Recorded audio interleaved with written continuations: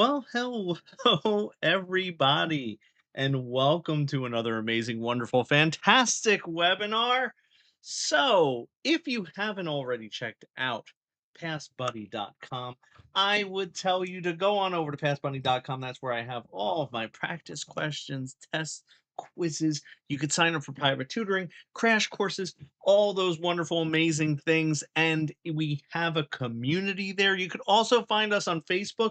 We have a Facebook group that I post all the webinars that we're going to go live with. And what happens is this: until probably for the first couple of weeks that we're launching, we are going to make these public. These are going to be able to be viewed by anyone, but then you're going to have limited access to these in regards to being not being a member. So sign up for membership if you want to see these. And we go Monday through Friday every single week. We answer questions here, and you can ask me any questions if you're here live. So if you are here live, give me a big smile in the chat. Let me know that you're here, whether you're watching on Facebook or over, excuse me as I choke, over on YouTube. Um, what I want to tell you is this: first and foremost, this is what our dashboard looks like.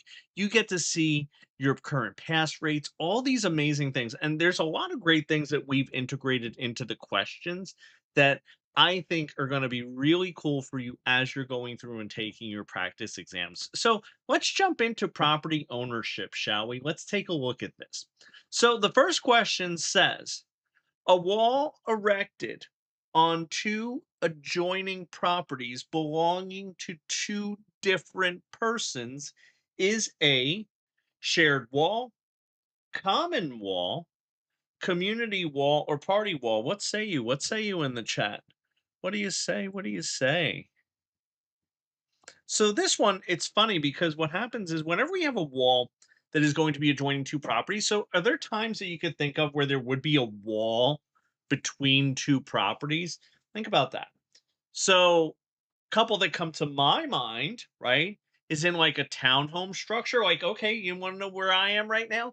I am currently in a townhome. The wall that I am looking at right now, so I have my laptop open, I am sitting at a desk, and the wall that I'm looking at right now is going to be called a party wall because on the other side of that wall is my neighbor's home. So the connected home is going to be there. Now, what happens is this: if now I'm an end unit, which means that I'm only connected on one side, so we only have one party wall. But in a property, you can have multiple property party walls if you're actually connected on more than one side. And remember, if you haven't already, hit that like button, hit subscribe, because that's going to help us out over on YouTube. Because it's been a while since I've posted on this channel. As someone mentioned in the chat, welcome back. It's good to be back. It's good to have all of you back and to be back in the rhythm of doing these live webinars and sharing them with you. So, if you are trying to pass your real estate exam, make sure you hit that like button, hit subscribe, because I am going to be doing content every single day. You're going to get stuff here every day. And also, you can find us on TikTok over at Pass Buddy Live. That's where we are on TikTok. So, let's take a look at this next question. This next one says, the difference between ownership of a condominium in comparison to a cooperative is: a cooperative holds its value over the years and is easier to finance. A cooperative is not subject to bylaws. A cooperative is not controlled by an association. A cooperative is owned through stock ownerships in a corporation. So what say you? So we're talking about a cooperative versus a condominium. And now here's the situation, and I want to make sure that you understand this because a lot of students struggle with this idea, with this concept, and I'm going to explain it to you now. The concept is this: when I say a condominium, what do you think of? What do you think of? Tell me in the chat if you're here with me live. What is it that you think of when you think of a condominium, right? So, I mean, when I think of a condominium, right? Like, or what you're probably thinking of. Let me say that, right? What you're probably thinking of is when you hear condominium, you're seeing an apartment style property, right? You're seeing a property that is an apartment style that might be one floor. It might be on the second floor, might be on the ground level, things like that. So when I say condominium, that's what you think of. Now, what I'm going to tell you is this: a condominium is not necessarily a style of home like what you're thinking of, right? You think of condo, that's what you think of. A condominium is a type of ownership. So we can have a home that looks like a single family home. Okay. So what does that mean? Like when you say you could have a condominium that looks like a single family home, well, the condominium is a type of ownership where you usually, typically, generally speaking, own interior wall to interior wall. You don't own anything on the outside, typically, generally speaking. So that could be like what you would consider a townhome style, like what I was describing before, or that could be a situation where it could look like a single family home. So, like, we have a lot of what we would call 55 and over communities by me, or active adult communities, right? So, and I just told you what a condominium is. But did I tell you what a cooperative was? Nay, nay, I did not. So, what is a cooperative? And here's something else that you could also do as you're going through your Past Buddy questions. You could bookmark these to save for later. Okay. Or what you could do is this, you could actually add it to the tutor list. And what's great about that, and I've been mentioning this on each of the webinars because I think this is probably one of my favorite features that we have here over at Past Buddy that I haven't seen anyone else do, because this was my little brainchild, is because a lot of students who come into private tutoring, okay, a lot of students who come into private tutoring, what they do is they actually, they typically don't know what it is that they're struggling with, right? They typically don't know what it is that they're struggling with, and they don't sometimes have questions ready. And this is a way for you to go through your studies and be able to tag things. And then guess what? We don't waste time, because I think one of the biggest things about tutoring, one of the things that I try to respect with students is that you're paying for time, right? You're paying for time with me. So we don't want to sit there and try to make our time wasted on trying to figure out where the pain is. Let's get right into the questions as far as what you had, already tagged. And you can say, "Oh yeah, that question. I didn't understand this, Stu. So can you tell me what a cooperative is?" So sure, a cooperative is when you own shares in a corporation. Okay?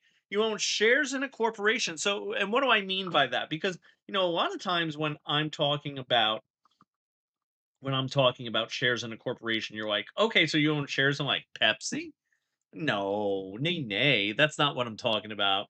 Okay, what it is this: it's a situation where when we say that you own shares in a corporation, what it typically is it's typically like an apartment building. Okay, and that apartment building is going to be apartment style, right? So, like, it would be like what you would think of a condominium, but cooperative is what we're talking about right now. So, like an apartment building, right?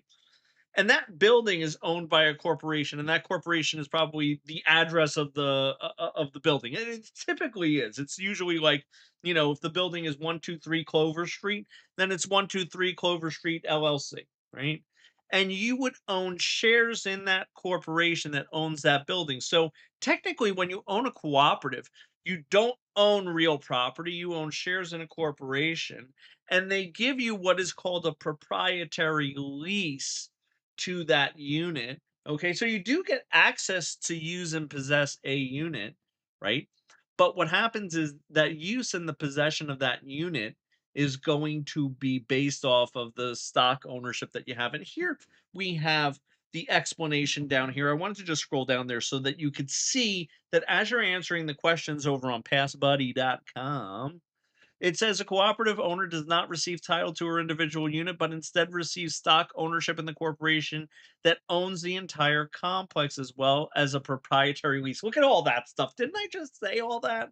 Oh, wow. It's like you don't even need the explanations when you come here with me. That's why I'm telling you, head on over, sign up for membership, because I don't want you to miss out on these webinars. Because these webinars, I'm going to tell you something. Um, so a lot of you know that I was with Prep Agent for a very long time, right? I was with Joe. It was 5 years I was with Joe. I was the first instructor he hired.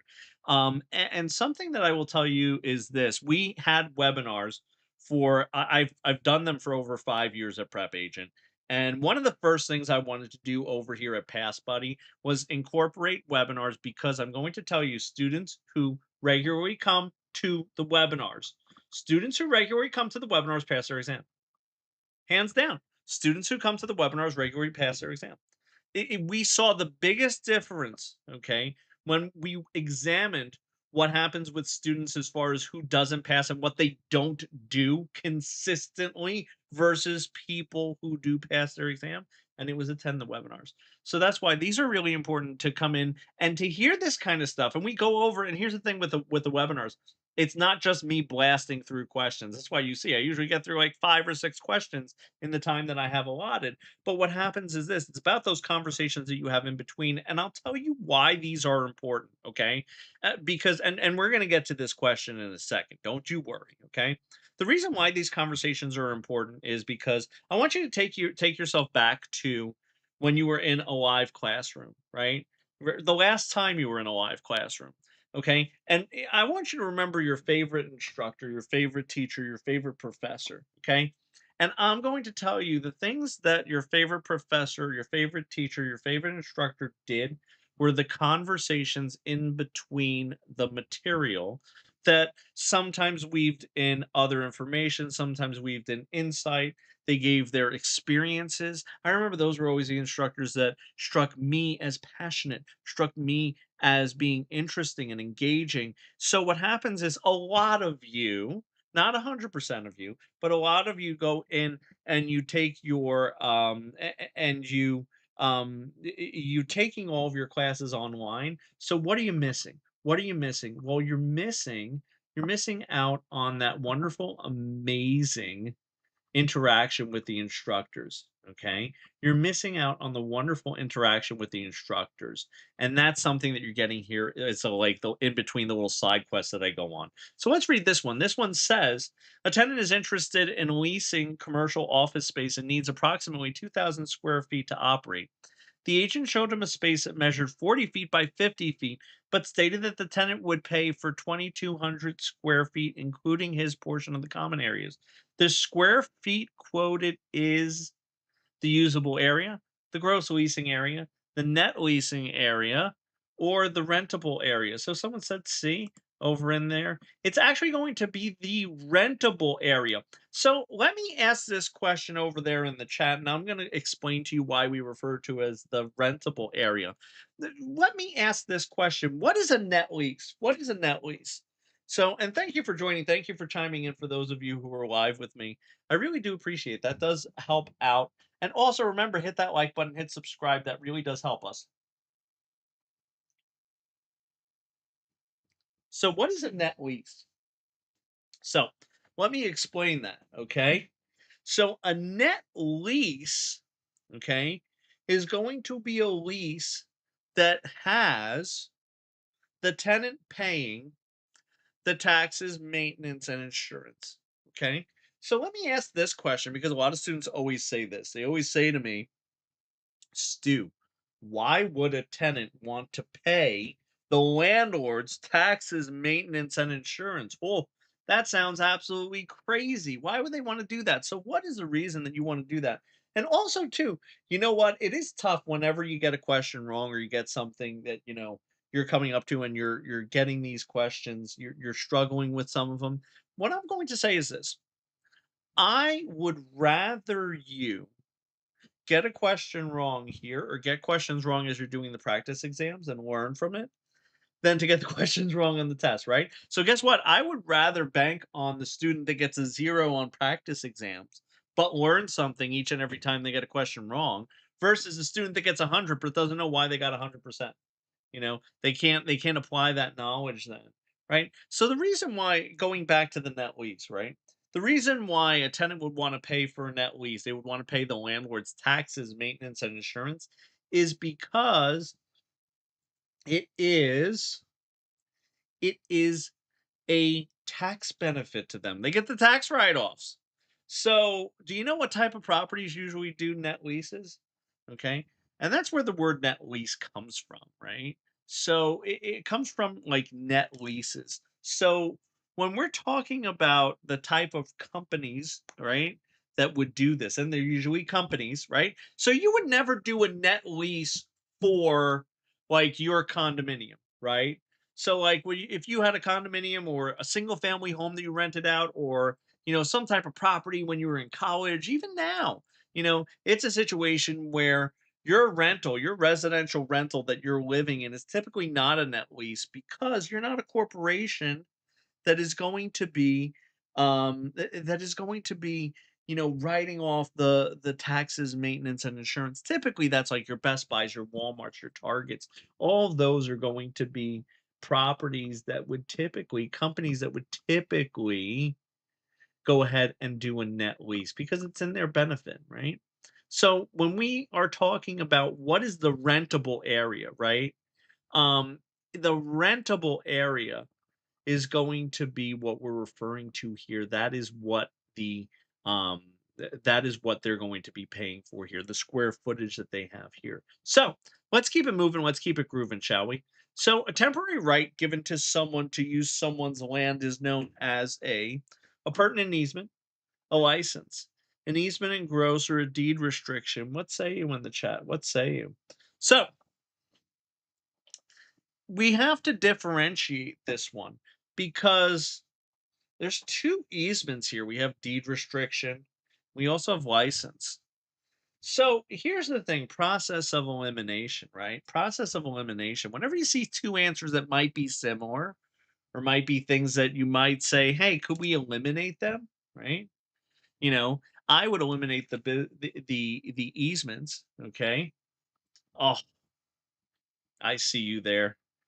And thank you for coming in from Prep Agent. I absolutely adore seeing my students from Prep Agent coming. Like I said, I'm really excited because this is my first week going live with the new company.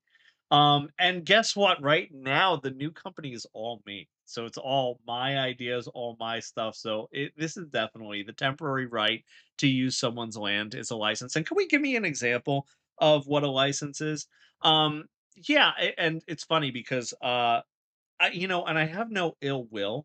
This is what I'm going to say, about Prep Agent and about my time at Prep Agent because I know I'm going to have a lot of students that recognize me from there. Um, it's nice to see me back in business. Yeah, it really is. It's nice to. What I did was I took some downtime for myself personally, for some personal matters, and then I got right back in the saddle because I wanted to go ahead and do this. And this wasn't anything to do with Joe. I have absolutely the utmost respect for Joe and everyone over at the Prep Agent team. They're absolutely phenomenal. They're just the last 3 years they're owned by a corporation. You know, it's so the corporation just kind of we grew apart. And I couldn't do some of the things that I wanted to do, like add the tutoring list here and be able to change questions. And I like that because there were some things that need to be updated, need to be changed, need to be, renewed. So this is a situation where I have much more control over this. So a license, sure. So like a fair in movies, yeah. So so this is what I will say in regards to a license for someone's land, right? Because the beautiful thing about this is because as far as using someone's land, right? So like a movie license, you could have a movie license, right? We have intellectual property licenses, right? Which is a temporary right to use them. So like for instance, let me show you what we're talking about with a license there, right? So um let's say Levi's, and I'm just using Levi's as a company. They said, you know what? We want to we want to put Spider-Man on our Levi jeans. Well, they would have to go to Marvel and license Spider-Man, have a temporary right to use that image, that that logo, or that imagery on their jeans, right? So that's like an intellectual property license, but a license to, so they would have a temporary right to be able to do that, right? Now, the way that we would talk about license to use someone's property would be a temporary right to use um someone's property. Like I give my neighbor a I say to him, "Hey, you could park your Winnebago in my driveway for the summer. I'm not really doing anything, and I know that you always help me out in the winter, plowing my driveway." And then literally, that is actually something that happened. My neighbor has a snowblower, so he always, is something that it's like, "Oh, you know what? I'll come and I'll clear out your driveway and everything." It doesn't like 5 minutes, and then like he says to me in the summer, he's like, "Hey, can I just move my Winnebago into your driveway for a little bit because I need to do X, Y, and Z?" Yeah, sure, not a problem, absolutely. Okay. Like I always say, you guys are the Avengers. Yeah, we were I love the prep agent team. Again, that's why I have no ill will. It was just me and the corporation. I couldn't do all the things that I'm doing here. So like when you see all these things and the things that I'm boasting about here, um it sounds like a sales pitch because I'm just really excited about it. And I mean that's just really honestly what I want to say is that like anything I could possibly do here I have the capabilities of doing. So yeah, it is going to sound like a sales pitch at moments. But yeah, this is called a license. Now, here's the thing. How does a license differ from an easement? I think that's a big question that I have because, a lot of students get easements confused. And I'm going to give you a really simple answer as to what an easement is. An easement is a permanent right to use someone else's property. So, an license in someone's land is a temporary right, an easement is a permanent right. So, let's keep it moving, let's keep it grooving. And I'm actually going to cut this short a little bit today because I actually have to meet with someone, have to meet with a publisher. I'm updating one of the state textbooks for one of the big publishers, and they wanted to meet with me later. And I said, you know what? And I was like, my time. I'm blabbering. I always do. I hope you don't mind my digressions. Let's get back into it. So, an easement is not extinguished by which one of the following: abandonment, a decision of the property owner, when the necessity no longer exists, or a release. What say you? What say you in the chat? Yeah, and something else I will say is share this with anyone that you know who is going to be looking to pass a real estate exam because another thing, and this is not a knock on prep agent or anything, um, but they haven't posted a video on the YouTube channel in a year. I'm now posting videos. I'm back at it again. I'm doing my videos, doing all my daily stuff. So there's going to be new content coming out. So that's why I say to people, hey, if you're watching this, please do hit the like, hit the subscribe, and because that helps us out, but also too, so that you can remember to share that with anyone who might be looking to pass their real estate exam so that hey, oh yeah, I have this subscribed. This is a great channel. This is where we go. So an easement is not going to be extinguished by what? Abandonment when the necessity no longer exists. Or how about a decision of the property owner, right? So here's the thing. And when we say the property owner, we mean the property which is being used. So the servient tenement. Okay. But if there's abandonment, so the dominant tenement just no longer uses the easement, if a necessity no longer exists, sure, if there's no longer a necessity for that easement to exist, then it won't exist, right? So if it was like an easement by necessity, that would be the case there. Or if it's a situation where there's a release, yep, absolutely 1000%. It would be a situation where that would be another case. So that being said, I told you I'm going to cut this a little short today, but please do hit that like button, hit subscribe. Thank you for welcoming me back to doing my thing that I'm so excited about doing. And remember, if you haven't already, head on over to passbuddy.com. You could sign up for a free account and you can have access to some of the things. You could be able to sign up for private tutoring, crammed courses, anything like that. And also remember, send this over to your friends, family, loved ones, anyone who is looking to pass a real estate exam in all 50 states. I will see you all real soon. Have a great one, everybody.